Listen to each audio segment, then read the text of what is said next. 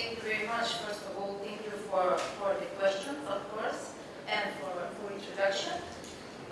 First of all, I'm very honored to be here on this kind of forum and event, particularly in the agency of Delphi that are getting top leaders, I would say, in different sectors and in efforts to spark dialogue, inspire change, and also transform conversation into action. Yes, North Macedonia is the latest country to become a member state of NATO in 2020.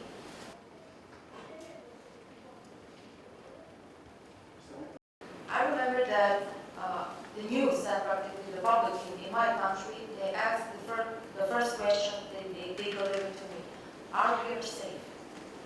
Yes, we are, because we are a member state of NATO. And this is something that is a huge, I would say, huge contribution for being a member state of NATO.